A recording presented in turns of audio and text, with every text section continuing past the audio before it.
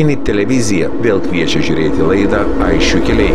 Jūs matysite naujus, kvapą gniaužiančius siužetus, pasakojimus menančius mūsų šalies didingą praeitį. Lankysimės ten, kur kažkada lankėsi mūsų protėviai.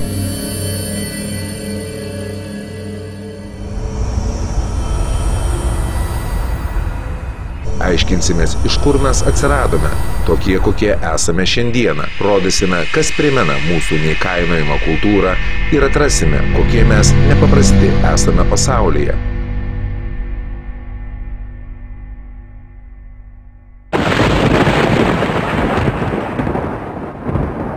Norėdami leistis į laidos pasakojimus, kur kažkada lankėsi mūsų protėviai, reiktų dar kartą paaiškinti, iš kur mes atsiradome – indoeuropiečiai ir baltai. Pirmųjų rytų Baltijos kraštų skulptūros pavyzdžių negausu. Skulptūrinis modeliavimas pjaustant, skaptuojant, kalant, gludinant kaulą, ragą, akmenį, medį, gintarą Baltijos regione žinomas nuo mezolito.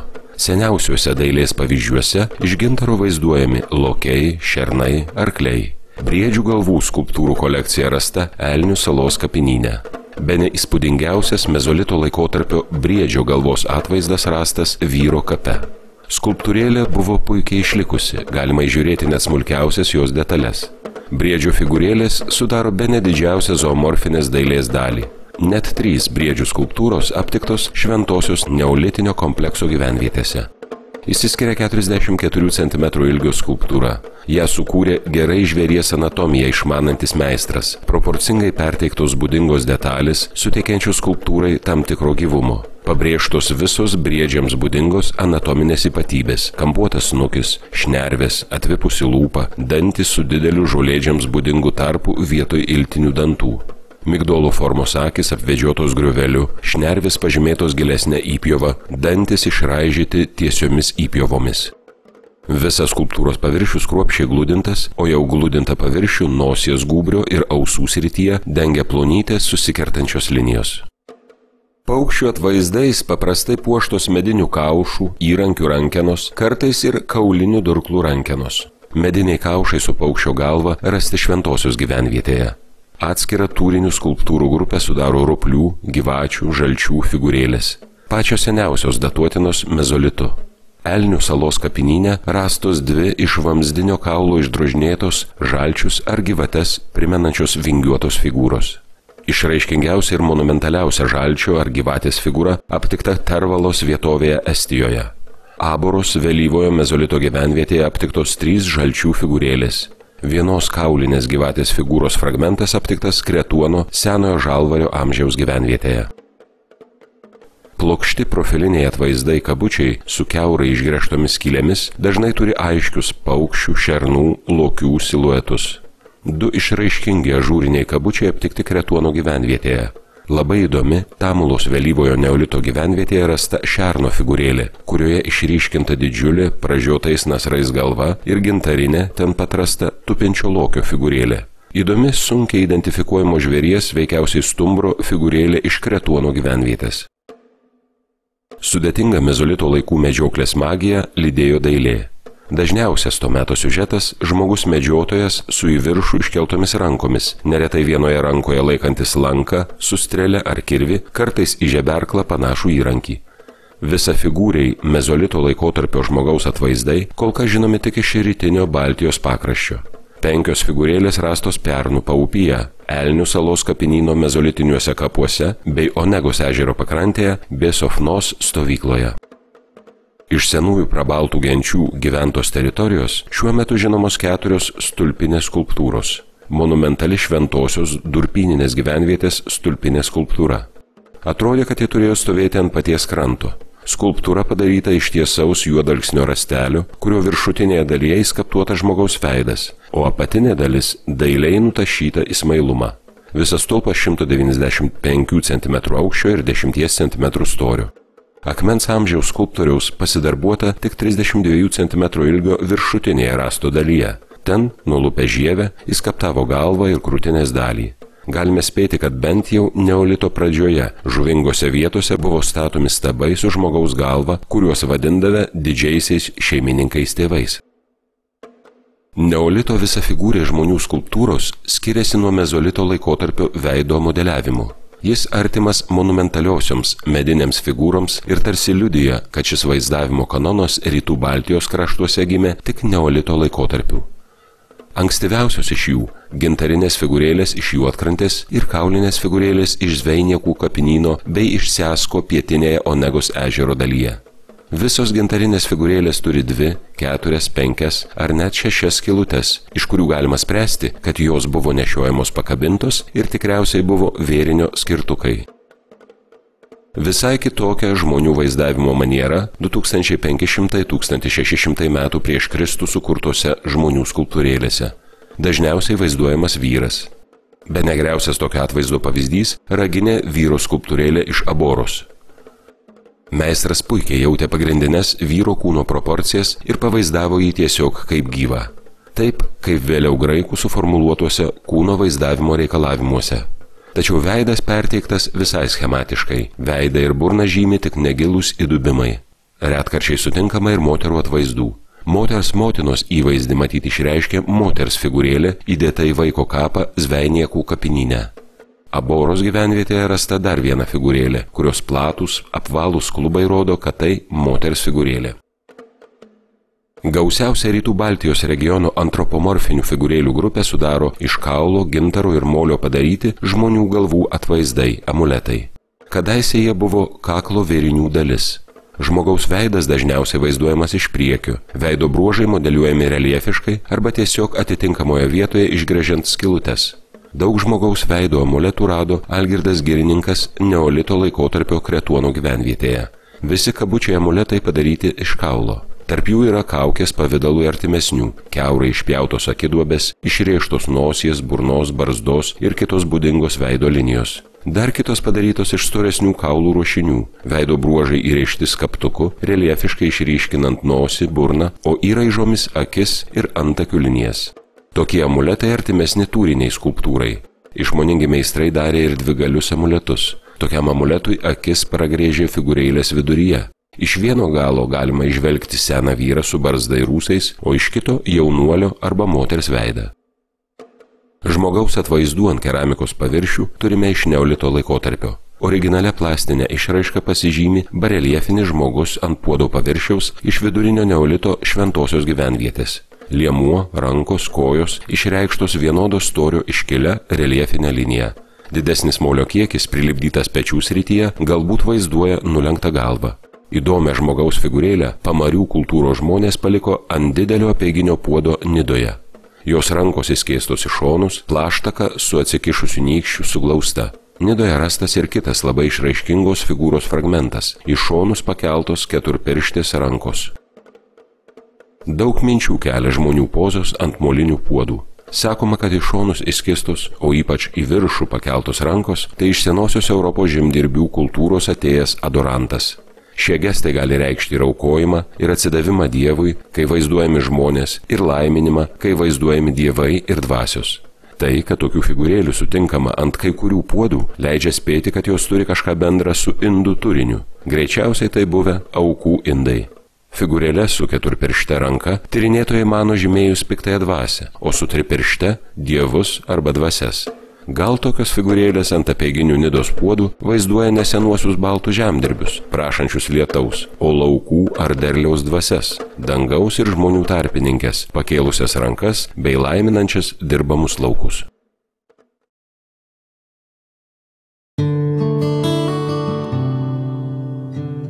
Kaip ir žadėjome, laidos pristatyme mes kalbėsime apie baltų meną.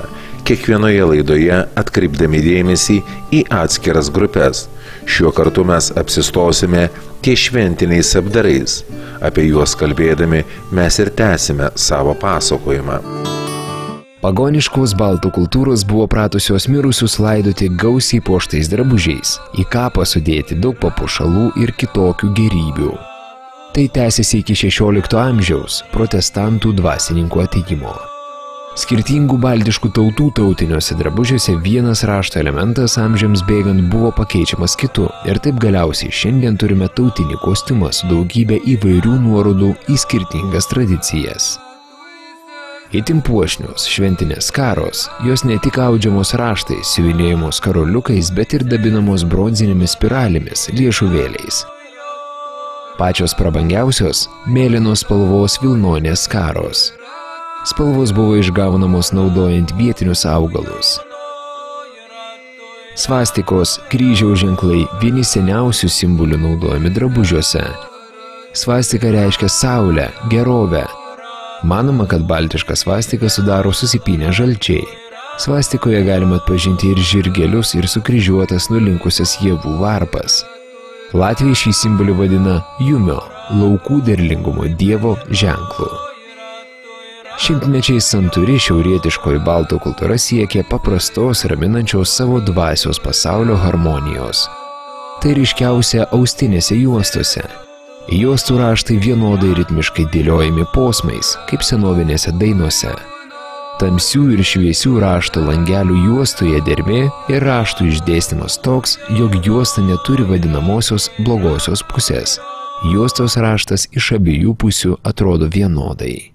Savo laidose mes pasakosime apie žymiausius Lietuvos mūšius, prisimindami kovas su kryžiuočiais bei kitas laisvės kovas, o taip pat dar kartą pažvelgsime į Lietuvos didžiąją kunigaikštystę Ukrainoje. Pereito metų pabaigoje, šių metų pradžioje mes rodėme atskiras laidas. Didžiosios Lietuvos mįslės, Lietuvos didžiosios kunigaikštystės paveldas Ukraina.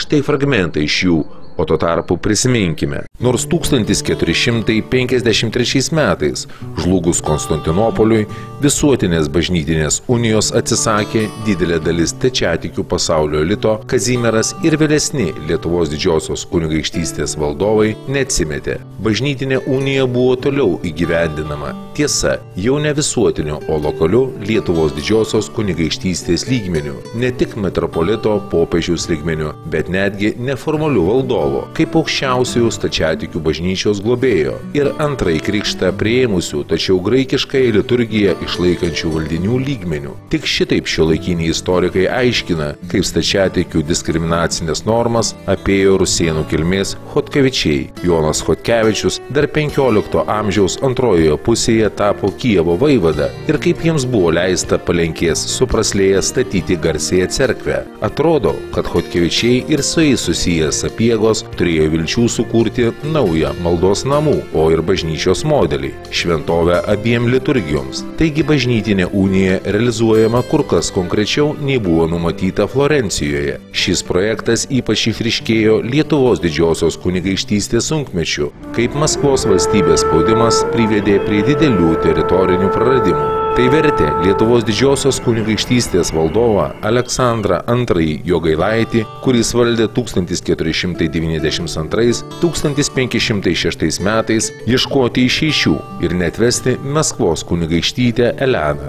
Bažnyčių unijos klausimas tuomet įgijo net tiesioginę asmeninę prasmę, tačiau radikalus Chodkevičių ir sapiegų unijos modelis nebuvo įgyvendintas, nugalėjo katalikų vyskupų egoizmas. Tačiau supraslė tapo svarbiu Lietuvos didžiosios kunigaikštystės graikiškosios kultūros centru, o jo architektūros stilius, gotikos ir bizantiškosios tradicijos simbiozė pradėjo diktuoti madas visai Lietuvos didžiai kunigaikštystei. Jomis pasiekė ir antrojo krikšto nepriėmęs, tačiau savarankiškos Lietuvos didžiosios kunigaikštystės stačiatikių metropolijos stiprintojas Lietuvos didžiosios kunigaikštystės didysis etmonas Konstantinas Ostrogiškis. Kaip žinoma, 1514 metais būtent jis vadovavo jungtiniai Lietuvos didžiosios kunigaikštystės ir Lenkijos kariuomeniai, sutriuškinusiai keleriopai didesnę Maskvos kariuomenę. Prieš mūšį Konstantinas Ostrogiškis išprašė iš valdovo Žygimanto Senojo, kuris valdė 1506–1548 metais, leisti apeinant draudimus ne tik atnaujinti stačiatikių katedrą Vilniuje, bet ir pastatyti dar dvi mūrinės gotikinės cerkves. Lietuvos didžiosios kunigaikštystės sostinė tapo tikra valstybės stačiatikių sostinė. Nors Kijevas toliau išlaikė savo simbolinę reikšmę, o valdovai teikė privilegijas ir Kijevo Šventos Sofijos soborui ir Pečiorų laurai. Laidos pabaigai pradėsime ir pasakojimą apie šios vasaros mūsų ekspediciją į Lietuvos didžiąją kunigaikštystę Ukrainoje. Leisimės į kelionę nuo Vilniaus aušros vartų iki Kijevo vartų.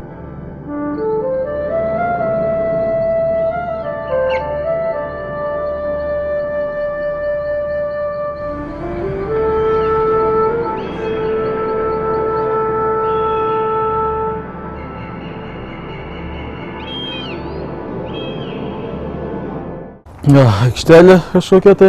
Čia vėlgi aikštelė yra gynybinės sienos, medinės sienos viršuje. Kažkokia turėjo būti aikštelė ir įtiekti, tai yra rekonstruota. Iš tikrųjų, kaip ir visa siena turėjo teisės tolyn ir apjuosti visą Kijevą. Taip. Na, mes čia galime iš paties viršaus pažiūrėti, kaip galėjo atrodyti nuo viršaus žiūrint Gedimino kariuomenė. Va, yra keletą žmonių.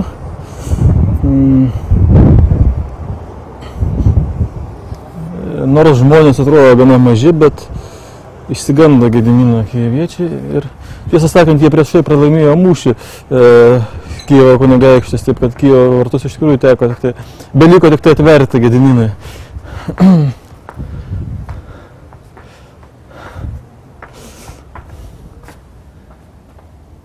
Tai, menamas cerkvės vidus. Nu, apie cerkvės architektūrą tai aišku yra, tik iš analogijų galima spręsti, čia jau yra nieko autentiško neišlikę. Jau yra 17 amžiuje, kai čia Jonušas Radvila žygiavo pro tos vartus į Kijevą ir buvo ta proga nupaišyta viskas, tai jau šitos cerkvės nebebuvo, jau griuvėsiai buvo menkesni. O čia yra atkartota kažkokia tai tipiška tokio dydžio cerkvės architektūra. Aišku, tikroji cerkvė galėjo būti ištapyta freskomis, nebūtinai taip kaip čia akmenys ir tos plinfos atvirai. Tie vadinami dantukai, čia gynėjas gali pasislėpti, o čia iššauti ir vėl pasislėpti, tai tokie protarpiais galima iššauti, protarpiais pridengia gynėją. Nu ir čia jau galima ginti kažkaip tai. Prisiglauskite ir šaudykite. Šaudykite lietuviai. Mes jau užėmėm Kijevą. Nu, nebent jeigu priešas visgi ateina ginti Kijevą jau pavėlavęs truputį.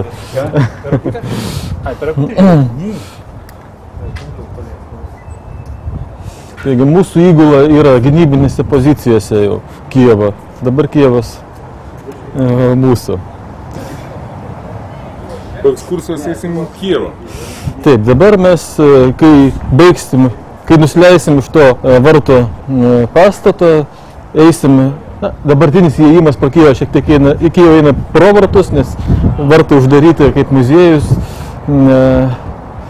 Ir eisim link Sofijos soboro, kuris yra toks dvasinis Kijevo centras, kurį turėjo pamatyti ir Lietuvos kunigaikščiai. Tai, kai įžengia į Kijevą. Tai matom, čia iš esmės simetriškai padaryta, iš kito pylimo pusę pereinam irgi įsivaizduojam, kad čia juosia visą tą galeriją viršuje esanti. Na, va šitas pastatas iš esmės. Čia matosi nebeliko net pylimo likučių. Viskas kažkaip buvo nulyginta. Nulygino 19 turbūt amžių, nes dar 19 amžių šitos vartus iš pylimo, jie buvo į pylimą įkasti ir juos atkasė kažkur 19 amžiaus pirmoje pusėje, matyt, tada jau pradėjo kažką tai nukasinėti tos pylimas, plėtrai. Na, bet čia jau toks kaip simbolis Rusijos, tai jau carai 19 amžiaus Rusijos carai liepė saugoti šitos griuvėsius, kai buvo iškasti iš pylimą ir buvo saugomi, bet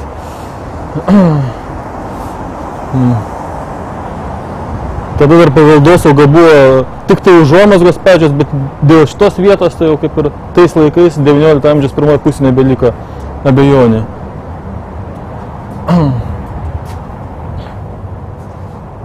Na, galim nusileisti, pasirodo, per šitą sparną, kartuoti savo maršrutą. Gal ten kažkur, kur mes pereisim. Aha.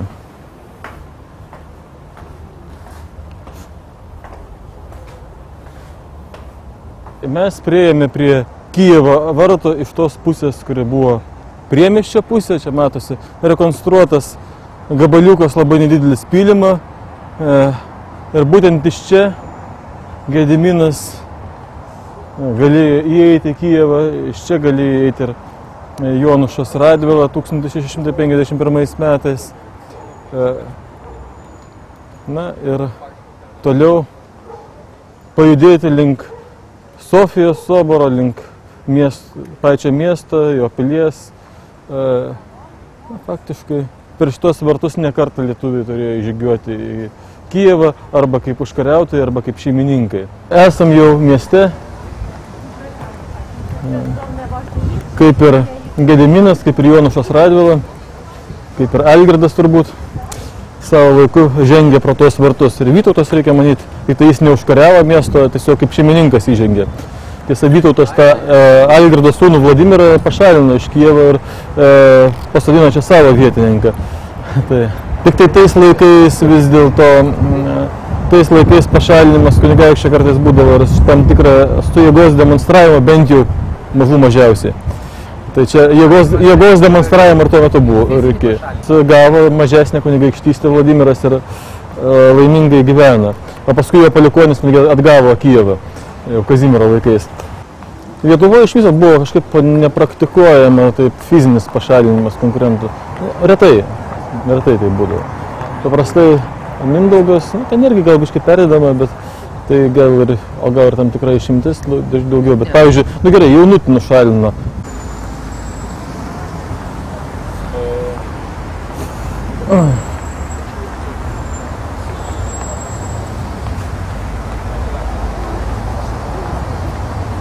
Esmės, tai čia tai medinė dalis, tai gal ir buvo užpilta, netgi galėjo būti užpilta žemėm.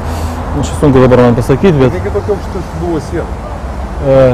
Ji, aišku, tikrai nebuvo čia iki dugno taip atvira, čia pylimas turėjo būti, bet pylimo viduje dažnai būdavo medinės konstrukcijos, kurios užpilto žemėm tiesiog ir jos tvirtina tą pylimą. Tai čia irgi matytas nemaža dalis tų medinių konstrukcijų, o gal ir visa apatinė dalis buvo užpilta pylimu. Ten, man atrodo, iš miesto pusės imituoja pačią pylimą paviršių.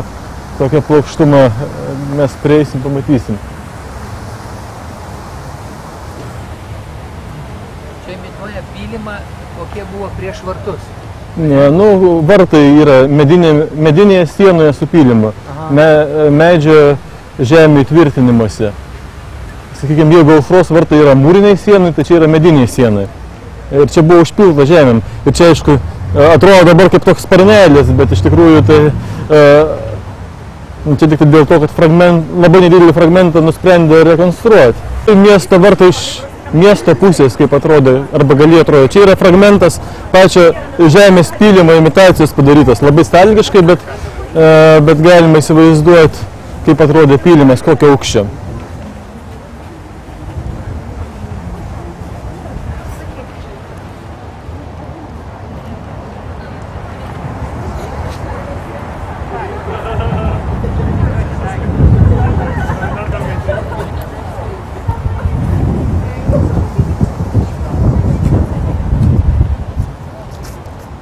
Kas simbolizuoja, kad jis įkūrė fondavą. Na taip, čia parašyta Jaroslav Mudry ir yra jo ženklas trisakis. Na, iš esmės, dabartinio Ukrainos herbo prototipas. Galima žinoti Gediminaičių stulpus? Yra panašuma. Ryšys su Gediminaičių stulpais? Ginčytinas, bet tokia versija, kad giminingumas egzistuoja. Jeigu čia įdėtum dar tokį kvadratuką, tai ir būtų Gediminaičių beveik stulpai. To trisakio yra įvairių variantų, dabartiniam Ukrainos gerbėjais yra sudėtingesnis, negu čia pavaizduotas toks galbūt archaiškas. Čia parašyta Jaroslav Mudry. Takmens. Ir va, čia matosi žmonės. Miesto, tiksliau bažnyčia, čia matyti laiko cerkvė, soboro Sofijos kaip statytojas. Tai yra dar iš viduramžių ikonografijos atkeliavęs vaizdinys, kaip taip turi būti vaizduojama.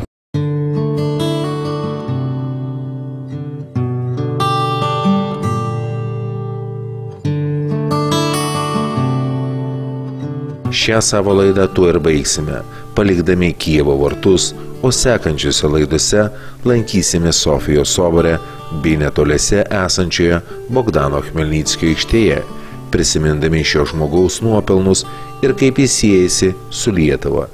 Taip pat keliausime ir po kitus Lietuvos didžiosios kunigaikštystės Ukrainoje objektus. Kartu grožėsimės įspūdingais baltų meno dirbiniais, aiškinsimės, iš kur atkeliavome ir esame čia, bei stengsimės pažinti mūsų krašto istoriją, papročius, kultūrą.